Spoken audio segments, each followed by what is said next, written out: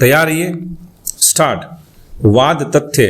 अपीलार्थी गण को भारतीय दंड संहिता 1860 की धारा 304 ख के अंतर्गत अपराध के लिए आरोपित किया गया था, जिसमें सत्र न्यायाधीश हरिद्वार ने अपीलार्थी गण को दोषमुक्त कर दिया था, किंतु परिवादी प्रत्युत्तर दाता संख्या 2 की अपील पर उच्च न्यायालय ने अपीलार्थी गण को आजीवन कारावास के दंड से दंडित किया।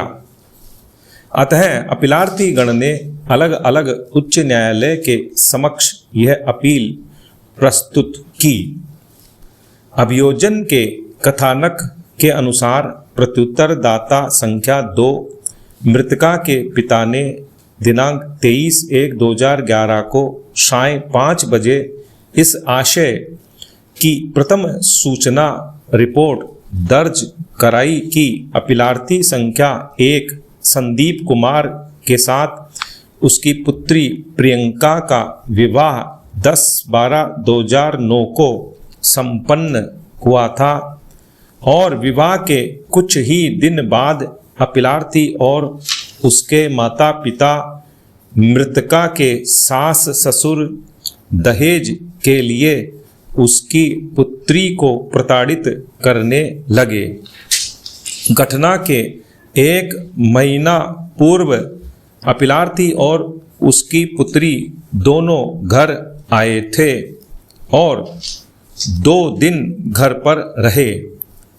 इस दौरान अपीलार्थी ने परिवादी से दहेज के रूप में 10 लाख रुपए मकान बनवाने हेतु मांगे, जिसके लिए परिवादी ने अपनी असमर्थता व्यक्त की। उस समय परिवादी की पुत्री ने परिवादी से कहा था कि यदि ससुराल वालों को दहेज के रुपए नहीं मिले तो वे लोग उसे जान से मार देंगे। फिर भी परिवादी ने अपनी पुत्री को समझाकर ससुराल भेज दिया।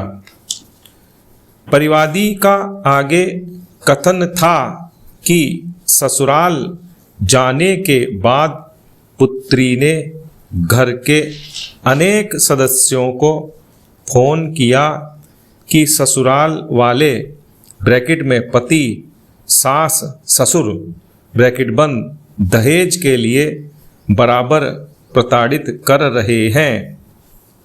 पुत्री ने घटना के दिन 23/1/2011 को भी प्रातः 9 बजे फोन किया था कि जल्दी हरिद्वार आइए, नहीं तो ये लोग मुझे जान से मार देंगे।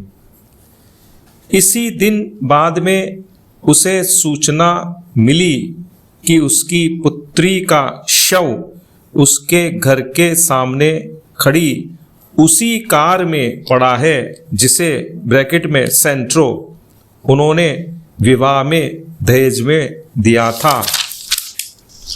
परिवादी ने आगे कथन किया कि उसकी पुत्री को जहर देकर मारा गया है और इसके लिए प्रत्युत्तरदाता जिम्मेदार है। उपर्युक्त प्रथम सूचना रिपोर्ट पर अन्वेषणोपरांत अपीलार्थी गण को विचारण न्यायालय ब्रैकेट में सत्र न्यायालय ने इस आधार पर दोष मुक्त कर दिया कि अभियोजन दहेज की मांग व विष द्वारा कारित मृत्यु को साबित करने में विफल रहा। न्यायालय ने यह संप्रेक्षण किया कि मृतका ट्यूबरकुलोसिस की मरीज थी और इस कारण उसकी मृत्यु हो सकती है। चूंकि अपीलार्थी गण के विरुद्ध अन्य किसी धारा जैसे 498 क/306 या दहेज अधिनियम के अंतर्गत कोई आरोप नहीं था, इसलिए विचारण न्यायालय ने अपीलार्थी गण को संदेह का लाभ देते हुए दोषमुक्त कर दिया।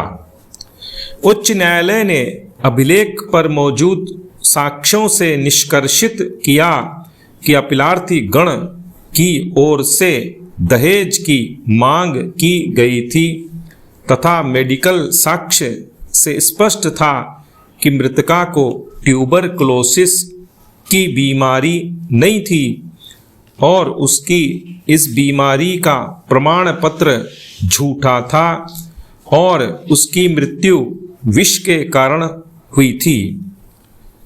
विष द्वारा कारित मृत्यु के लिए उच्च न्यायालय ने अनंत चिंतामन लागू बनाम बंबई राज्य AIR 1960 SC 500 के मामले में उच्चतम न्यायालय द्वारा स्थापित विधि पर विश्वास व्यक्त किया। तदनुसार धारा 304 ख के अंतर्गत अपीलार्थी गण को आजीवन कारावास का दंड दिया। निर्णय 1, हमने विचारण न्यायालय के निष्कर्षों पर विचार किया। अपीलार्थी गण के विरुद्ध आरोप भारतीय दंड संहिता की धारा 304 ख के अंतर्गत लगाए गए थे। दहेज मृत्यु के संबंध में धारा 304 ख के अंतर्गत निम्न उपबंध किए गए हैं। धारा 304 ख दहेज मृत्यु 1, जहां किसी स्त्री की मृत्यु किसी दाह या शारीरिक क्षति द्वारा कारित की जाती है या उसके विवाह के 7 वर्ष के भीतर सामान्य परिस्थितियों से अन्यथा हो जाती है और यह दर्शित किया जाता है विराम